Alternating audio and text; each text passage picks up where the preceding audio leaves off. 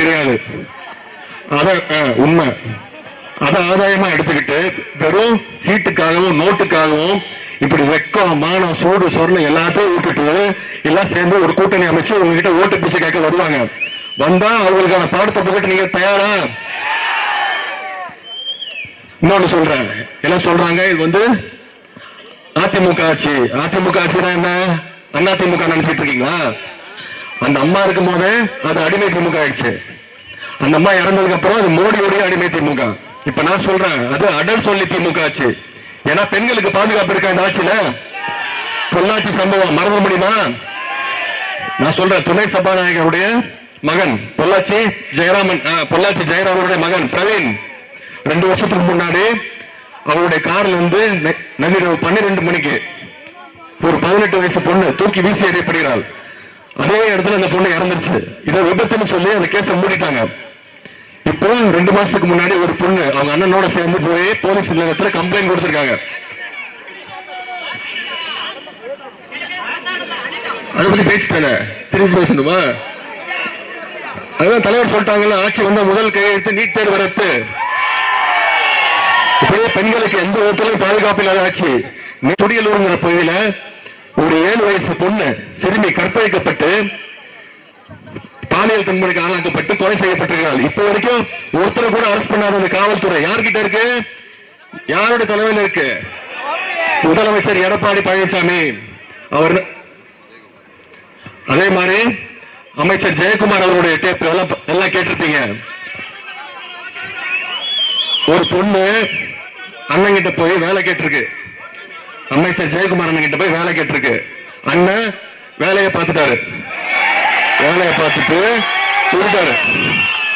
அந்த பொண்ணோட அம்மா போன் பண்ணி கேட்கிறாங்க, அண்ணா இந்த மாதிரி ஆயிடுச்சுன்னு என்னென்ன பண்றதுன்னு. என்ன தெரியுமா சொல்றாரு? பொண்ணு அந்த அம்மாவையும் எங்க வர சொன்னாரு? மெயின் ரோட்டுக்கு வர சொன்னாரு. எனக்கு கடைசியா வந்த செய்தி ஆண் குழந்தை பிறந்திருக்குன்னு கேள்விப்பட்டேன்.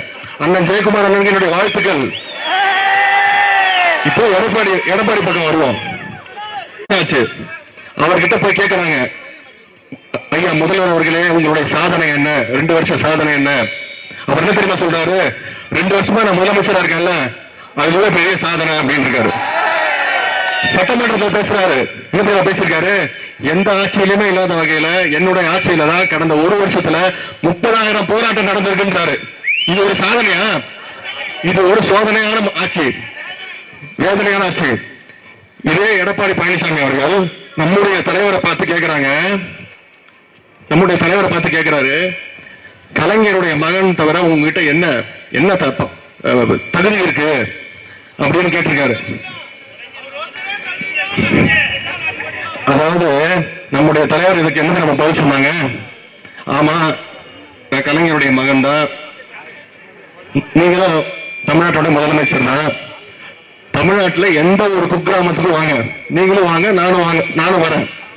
மக்கள் யார்கிட்ட குறைகளை சொல்றாங்கன்னு பார்ப்போம். உங்களை கண்டுபிடிக்கிறாங்களா என்ன கண்டுபிடிக்கிறாங்களான்னு பார்ப்போம் அப்படின்னு நம்ம தலைவர் அவர்கள் சொன்னாங்க. நம்முடைய தலைவர் இந்த சவாலை விட்டு 2 மாசம் ஆச்சு, பதிலே இல்லை. இப்ப அதே சவாலை நான் விடுறேன். கலைஞருடைய பேரை நான் வந்திருக்கேன், நான் விடுறேன். இதே எடப்பாடி பழனிசாமியை பார்த்து சவால் விடுறேன். நீங்களும் வாங்க, நீங்க முதல்வர். நான் சாதாரண ஒரு திராவிட முன்னேற்ற கழகத்துடைய தொண்டை, கலைஞருடைய பேரன், தலைவருடைய மகன். தமிழ்நாட்டில் உள்ள ஏதாவது ஒரு குக்கிராமம், இந்த கிராமத்தை நீங்களே தேர்வு செய்யுங்க. 2 பேரும் போவோம்.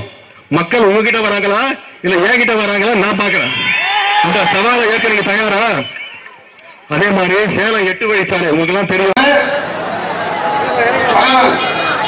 உதயநிதி ஸ்டாலின் அவர்கள் இப்பொழுது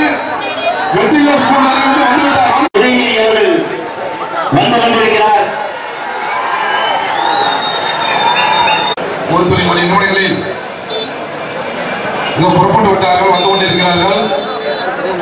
ஒரு நிமிடத்தில் இங்கே தங்களிடையே நடைபெறுகின்ற நாடாளுமன்ற தேர்தலில் நமது மதசார்பற்ற ஜனநாயக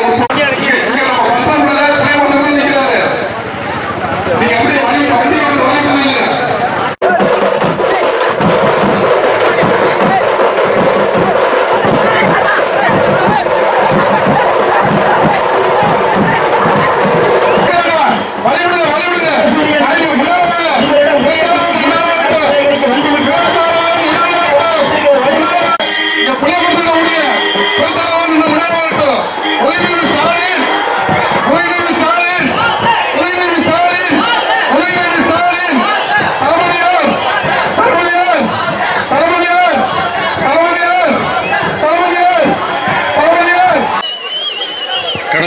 நாட்களாக தமிழகம் முழுவதும் பிரச்சாரம் செய்து கொண்டிருக்கிறேன்.